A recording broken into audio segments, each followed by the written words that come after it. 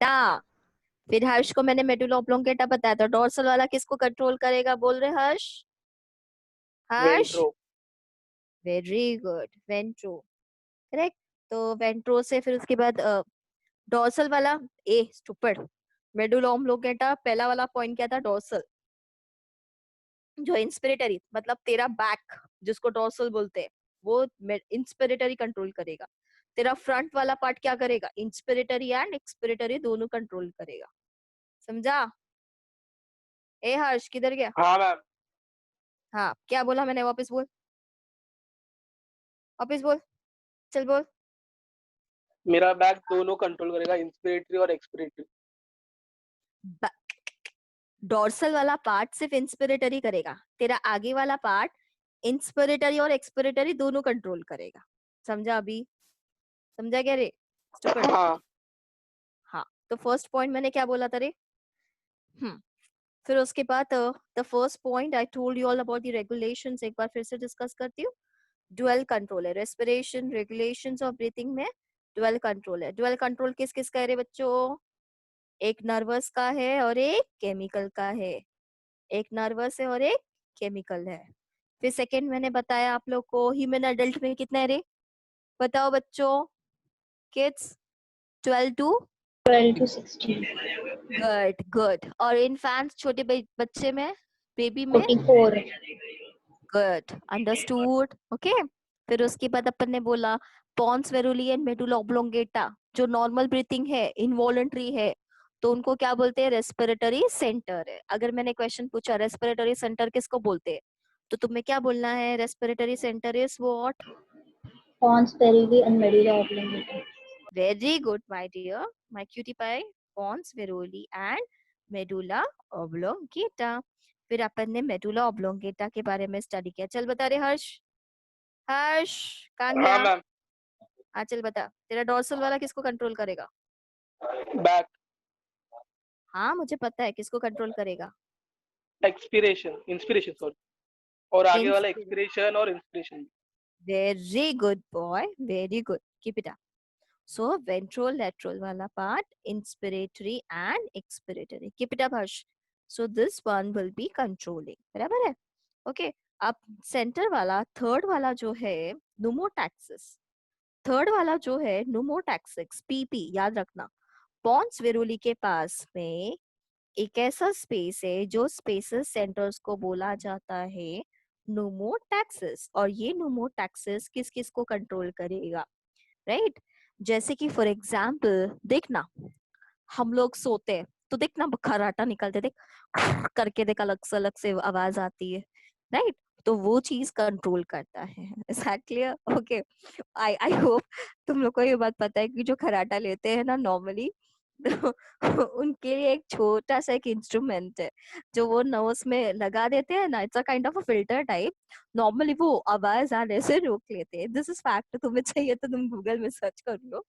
Anyways, so like टोमोटैक्सिस किसको control करेगा, जैसे तुम सोते हो, मतलब दैट मीन्स स्लीपिंग ब्रीथिंग को कंट्रोल करेगा। Sleeping breathing, number one. Second वाला, rapid movement sleep, rapid movement sleep, जैसे कि फॉर एग्जाम्पल हम लोग कैसे फटाक से आईज को क्लोज कर लेते हैं, तो स्लीप, स्लो वेव स्लीप भी कर रहा है और रैपिड वेव स्लीप भी कर रहा है, मतलब इन शॉर्ट स्लीपिंग का काम कर रहा है, ठीक है? अब आता है हमारे मेडुला ऑब्लोंगेटा के पास। अब मेडुला ऑब्लोंगेटा के पास में हर्ष के पार्ट के अलावा एक और सेंटर है which is known as apneustic centre. ये एपन्यूस्टिक सेंटर मेडुला ऑब्लोंगेटा के पास है। ये बंदा क्या कर रहा है, कंट्रोलिंग, जब हम लोग जागते हैं, that means wake up, breathing. Second, rapid eye movement, rapid eye movement, ये चीज कंट्रोल कर रहा है। फिर उसके बाद में एक्सरसाइज वाला पार्ट ये कंट्रोल में कर रहा है। समझा? समझा हर्ष? सोच, तेरे Yes, पास ma'am. कितने कितने सेंटर्स है, आगे वाला, सॉरी पीछे वाला डोर्सल, किधर कंट्रोल कर रहा है? इंस्पिरेटरी। देन उसके बाद वेंट्रल, वेंट्रल वाला क्या इससे क्या कंट्रोल कर रहा है? Inspiratory and expiratory. फिर उसके बाद मैंने बताया आप लोग को कि हर्ष के पास, मेडुला ऑब्लोंगेटा के पास एपनिस्टिक सेंटर्स है, वो क्या क्या कंट्रोल कर रहा है? वेकअप वाला ब्रीथिंग, रैपिड आई वाला मूवमेंट, फिर एक्सरसाइज वाला, ये सब कर रहा है। यहाँ तक समझा? हाँ मैम। ये समझा? Yes, okay, so this are the things are they.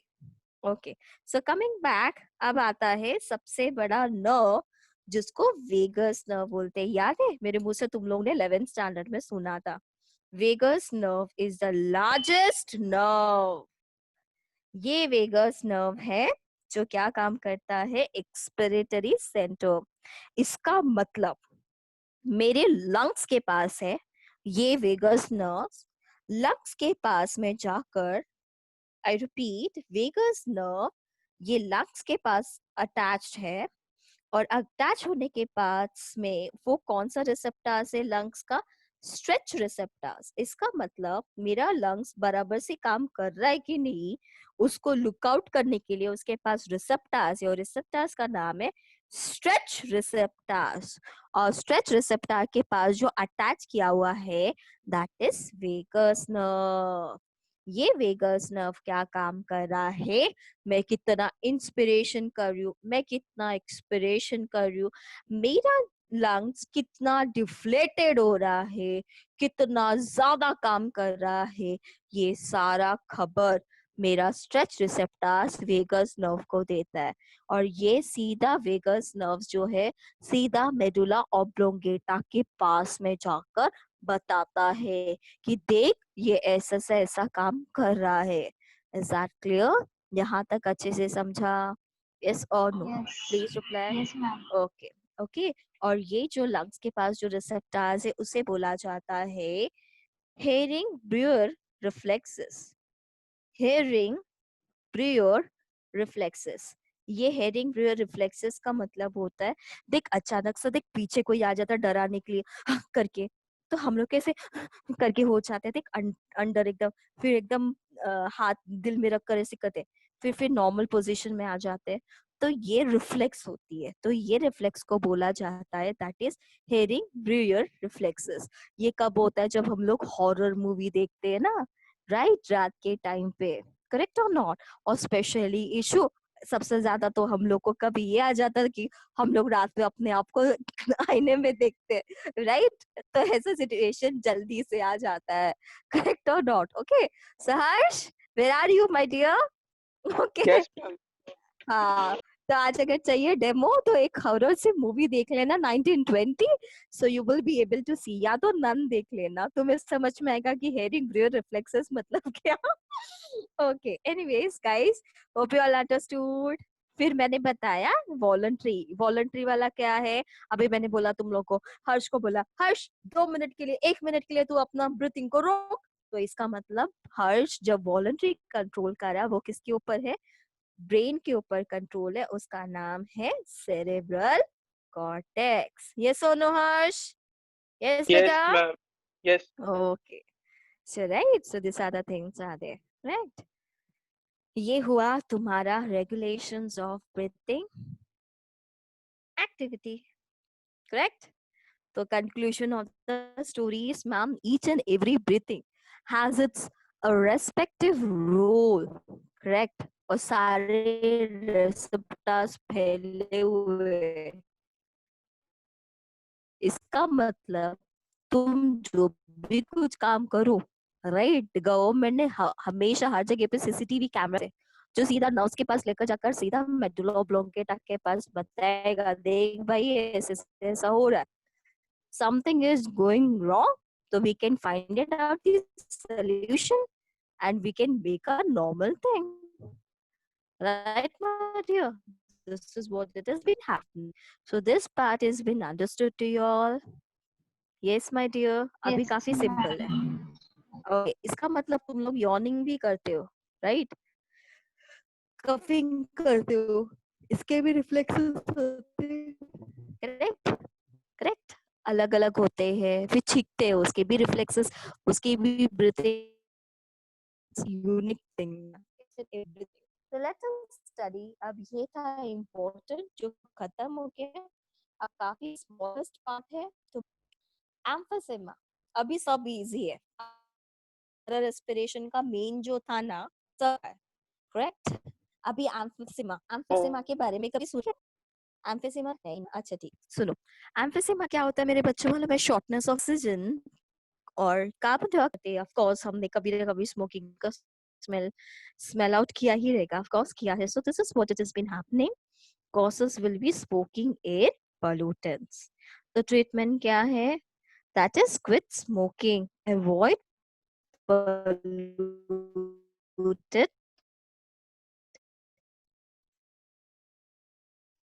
air and administered oxygen and relieve the symptoms. Normally, ऐसा good situations हो जाए properly.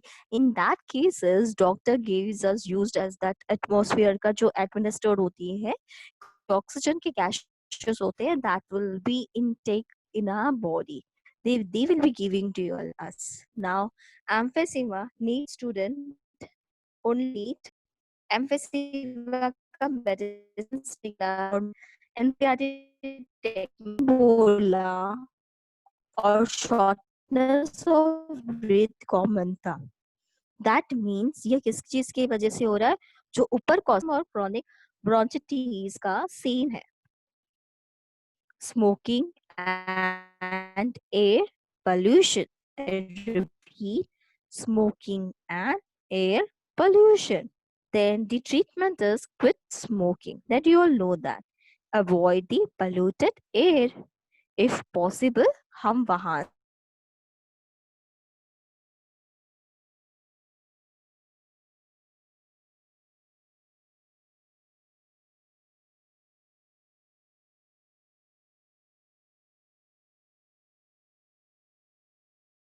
over parents. Yes, my dear, ये होता है. Second आता है, that means third, acute bronchitis. अब ये acute bronchitis जो है basically bronchioles में bronchi में inflammations होते हैं. मतलब जलन होता है और उनका sputum, that means जो कफनेस निकलता है, कफिंग निकल रहा है. So that coughing will be yellow or shortness of breath. इसका मतलब आपने एम्फिसेमा में शॉर्टनेस ऑफ ब्रीथ पढ़ा, क्रॉनिक में भी शॉर्टनेस ऑफ ब्रीथ पढ़ा, एक्यूट ब्रोंचिटिस में भी आपने शॉर्टनेस ऑफ ब्रीथ पढ़ा. Is that clear? अब एक्यूट ब्रोंचिटिस में वायरस एंड बैक्टीरिया ये दो नालायक है. याद रखना, एक्यूट क्रॉनिक से ज्यादा खतरनाक है. ये येलो कलर का स्पुटम निकाल रहा है और ये वायरस और बैक्टीरिया है. राइट? इसका कारण इफ बैक्टीरिया टेक एंटीबायोटिक्स, अगर बैक्टीरिया में हमने एंटीबायोटिक्स लिया, कफिंग मेडिसिन यूज वेपोराइजर्स, तो it can kill that virus and bacteria. Normally ये सीजनल वाइज आते हैं. अभी देखो आफ्टर 10 to 20 डेज के बाद में अगेन बारिश आएगी तो you will be able to see this. Right? बारिश आएगी तो फिर तुम्हें कफनेस स्टार्ट हो जाएगा, कंडीशंस मिलेंगे, बैक्टीरियाज ग्रोथ हो जाएंगे, they will be getting a moist area, right? So in that cases acute bronchitis will be happening. Right? Now next is sinusitis. अभी sinusitis क्या होता है? हमारी स्कल में, हमारी फेस के यहाँ पर छोटे छोटे एक साइनसेस होते हैं, गैप होता है जो नर्व्स का कनेक्शन होती है. ये उस कनेक्शन में म्यूकस बढ़ जाते हैं, जहाँ पे सिर्फ एयर का काम होता है, न्यूरॉन सेंसिटाइजेशन का काम होता है, तो बीच में म्यूकस का ग्रोथ हो जाता है. तो that was happens only because of bacteria and viruses.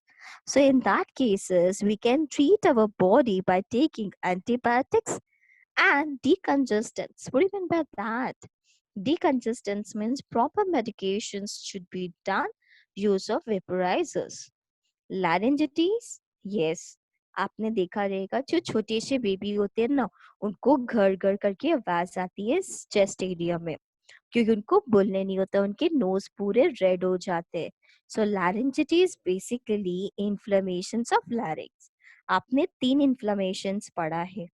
देख, inflammations of bronchi, second inflammation of sinuses, third inflammations of larynx. यहाँ पर vocal cords भी उनके थ्रोट इन्फेक्शंस होते हैं, हॉर्सनेस वॉइस आती है, मतलब हमें सुनाई देता है कि वो बहुत बोलते हैं ना, बहुत क्रिटिकल वॉइस आती है, उसमें म्यूकस का लेयर बिल्टअप हो जाता है. बाय द वे, मैंने तो आप लोग को बोला था कि हमारे रेस्पिरेटरी सिस्टम के पास में से किसके पास थिक म्यूकस होता है, जिसका जिसका लेटर टी से स्टार्ट होता है. मैंने कहा था. Can anybody guess it? Throat. या किसका लेयर म्यूकस से ज्यादा भरा हुआ रहता है नॉर्मली? नहीं, थ्रोट्स के भी आगे मैंने कहा था T. Come on guess it fast, come on guys. Bronchi के आगे का एरिया जो बहुत फ्लेक्सिबल है बट कार्टिलेज है उसके पास. ट्रैकिया. करेक्ट, ट्रैकिया के पास है. दैट मीन्स तुमने ठीक से पढ़ा नहीं है गाइस, पढ़ो जाकर आज. So this is what it has been happening. तो ये वायरस, नालायक virus and bacteria, acute, then sinuses, then laryngitis में कॉमन था. We can treat them by taking antibiotics, cough medicines like voice rest, avoid irritants like smoke. Next will be pneumonia. Pneumonia is a very difficult thing. Inflammations of lungs हो जाता है. अब तक तुम लोग ने इन्फ्लेमेशन कितने बार सुना? फर्स्ट, सेकेंड, थर्ड और एक फोर्थ. और इसके पास में अल्वेलाई के पास और लंग्स के पास वाटर ग्रोथ हो जाती है. और pneumonia need students diplococcus pneumonia, diplococcus pneumonia, then bronchitis. I'm so sorry, diplococcus pneumonia. एक और नाम है स्टैफिलोकोकस न्यूमोनिया. ये डॉक्टर अलेक्जेंडर फ्लेमिंग ने डिस्कवर किया था. Yes, my dear, this is fact. So anyways, the shortness of blood and mucus, मतलब blood build up हो जाता है. तुम लोग ने seriously mucus है, इससे build up हो जाते हैं. Inhalation, occupational disorders, silicosis and asbestosis. Normally जब बिल्डिंग बनाते हैं तो देख, कबाड़ी लोग जब भी लोग बोलते हैं ना, that layer they are making cement का, वो डस्ट उनके नोज में चला जाता है. सो बेसिकली वो डस्ट कुछ नहीं बल्कि वो एक के साथ जमा हो जाता है. ठीक वैसे ही जैसे हम ब्रेड में जैम लगाते हैं, वैसे इकट्ठा होते होते होते होते फिर वो होती है, फिब्रोसिस हो जाती है. फिब्रोसिस का मतलब सिलिकोसिस और आइदर एस्बेस्टोसिस का कंसंट्रेशन हाईएस्ट हो जाता है एंड लंग्स डैमेज हो सकता है. And it's a very difficult thing and वो ऑक्यूपेशन एक्सेप्ट करना बहुत डिफिकल्ट प्रॉब्लम हो सकता है.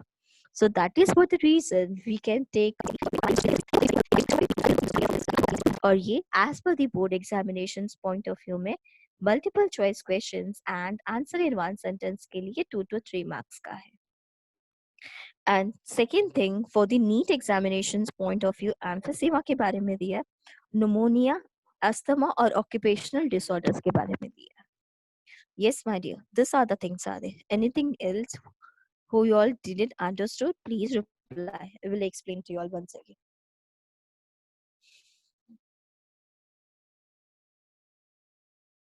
Hope you all understood. Please reply.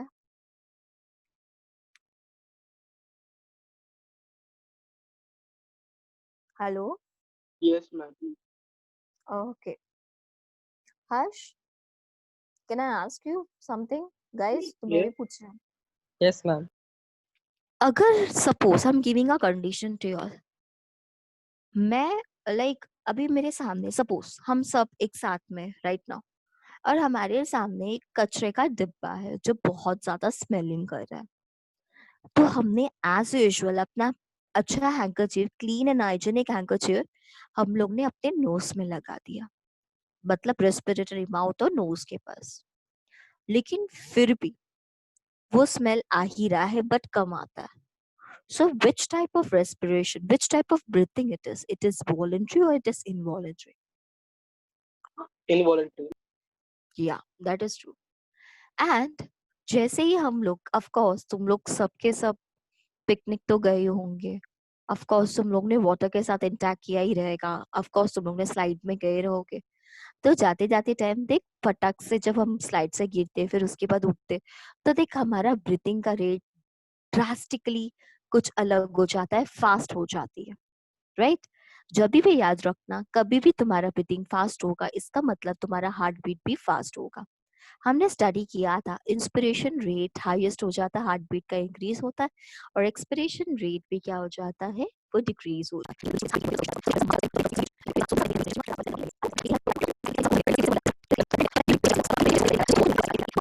को, और यहाँ तक कि ब्लड को वो हैप्पी रख सके, right? This is what it's been there. इसका मतलब डॉक्टर कब लगाते हैं ये वेंटिलेशन, जब बहुत सीरियस कंडीशंस होती हैं, जैसे कि हमारे which I have typed get oxygen into the lungs, yes, वो मशीन ऑक्सीजन पहुंचा रहा। Meanwhile, at the same time, remove the carbon dioxide from the lungs and help the patient to breathe it. Of course, these other things are happening. Correct? So these other things are there. Is anything else you wanted to this heard that? Is anything else जो तुम्हें नहीं समझा मुझे बता दो, so that I can explain to you. Yes, my dear. Hope you all understood. Yes ma'am. Hello. Yes, ma'am. Okay. अच्छा, मैं कुछ questions पूछना चाहती हूँ. Want to ask you all the question. Harsh and all, listen, my girls. बच्चा, बस निकला है क्या जो ऑक्सीजन हमारे एल्वेओलाई को, ठीक है सुनो मैं बताती हूँ. This is true information. You won't be believing, in America you will be able to see that जैसे वाटर बॉटल कैसे मिनरल्स के मिलते हैं ना, वैसे ही मतलब ये हुआ कि वो लोग कभी लेट भी उठ गए, सो दे डजंट रिक्वायर कि हाँ वो लोग एक्सरसाइज या वॉकिंग के टाइम या तो फ्रेश एयर ग्रीन से मिल सके, ग्रीनरी से. इट्स बेटर कि they will make a some kind of a machine in which they can apply the oxygen from the machine itself. Yes. और जो नॉर्मली सिगरेट पीते हैं ना, तो उनमें भी उनके एल्वेओलाई में जितने भी डस्ट पार्टिकल्स एकदम ट्रैप होकर फाइनली वो और ज्यादा इंक्रीज हो जाता है, तो वो भी पूरा फिल्टर करने का काम भी है. सो दैट मीन्स आजकल पॉसिबिलिटी है. This are the things are there. But last but not the least, the last topic which I wanted to explain to you all is the last topic of your respiration chapter is transportations in living organisms. अब यहाँ पर ट्रांसपोर्टेशंस की बात किया जाता है. Transportations in living organisms.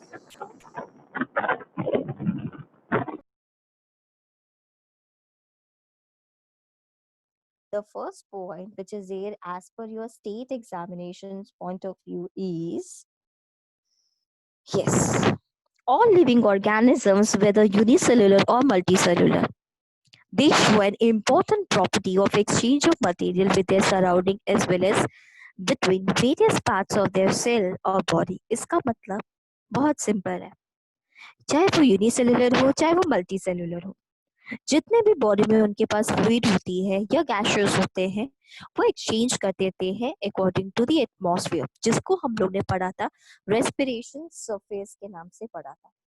Respiration surface is nothing but it is the exchange of gases which takes place between the surrounding and respective animals. Either it can be unicellular or it can be a multicellular. इसका मतलब साफ साफ है, जैसे ही living organisms बना सबको oxygen की जरूरत थी और कार्बन डाइऑक्साइड वो निकालना चाहते थे. Yes, for what? ताकि वो अपना बॉडी का मेटाबॉलिक एक्टिविटी कर सके। मेटाबॉलिक एक्टिविटीज का मतलब क्या होता है? Metabolic activities means catabolisms and anabolism, जिसकी वजह से एटीपी प्रोडक्शन हो सकता है। मतलब फंडा सिमिलर है, सिंपल है, सबको एटीपी करना था, प्रोड्यूस करना है। अब आता है सेकंड पॉइंट, तुम्हारी टेक्स्ट बुक पे है। ये मैकेनिज्म डिफ्यूजन और एक्टिव ट्रांसपोर्ट्स का काम हमारी यूनिसेलुलर ऑर्गेनिज्म कैसे करते थे। अब सबसे सेकंड पॉइंट है paramecium. Paramecium is a unicellular plus amoeba kingdom protista है। ये क्या काम करते थे? इनके बॉडी में है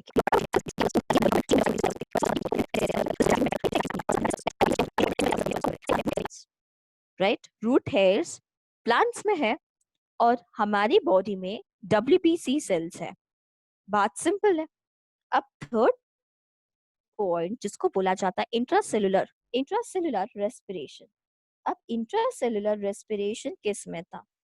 आई रिपीट, इंट्रासेलुलर ट्रांसपोर्टेशंस। तो इंट्रासेलुलर ट्रांसपोर्टेशंस किस में बॉडी में था?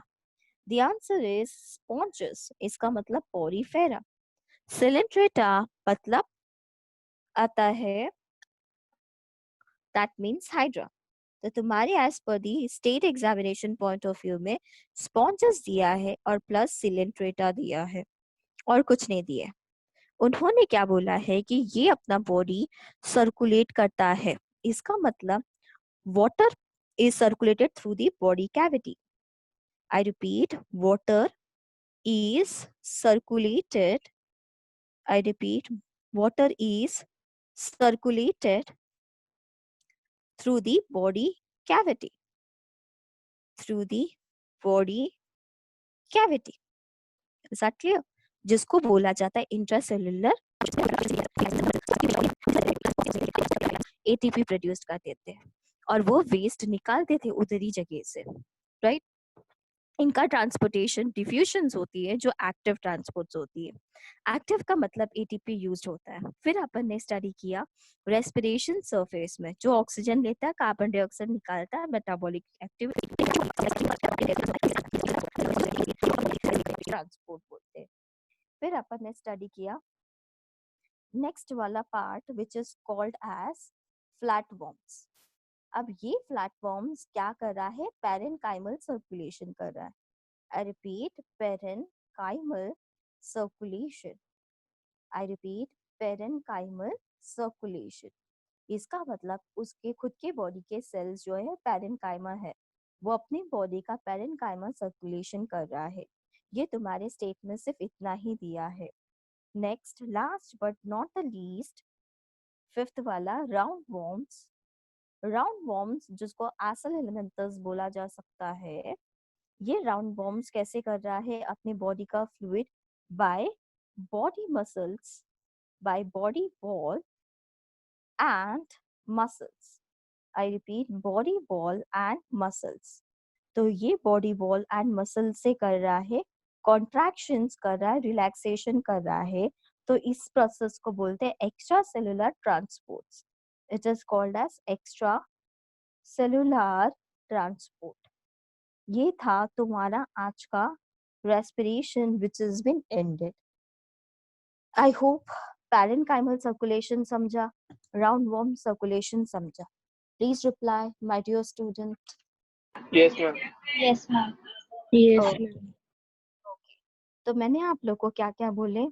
मैंने आपको बोला ट्रांसपोर्टेशन इन लिविंग ऑर्गेनिजम्स में पैरामोशियम और अमीबा में साइक्लोसिस मतलब साइटोप्लाज्म स्ट्रीमिंग मूवमेंट। सेकेंड मैंने पता इंट्रासेलुलर, इसका मतलब स्पॉन्जेस और सिलेंट्रेटा में water is circulated through out the body.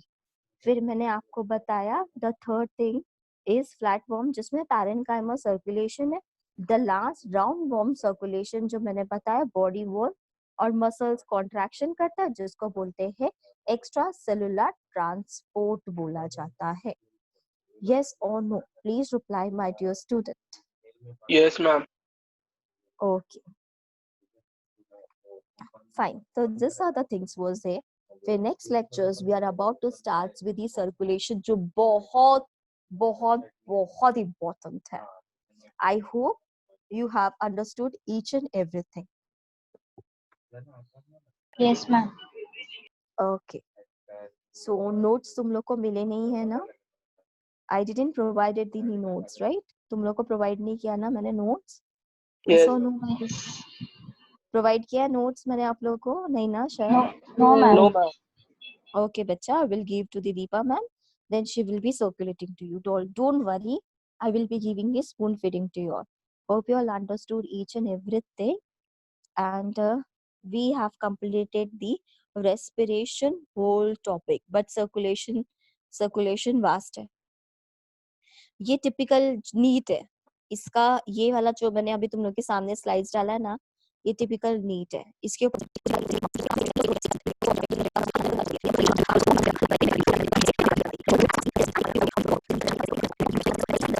15 minute के लिए पूछूंगी. Are you ready for answer? Yes, ma'am.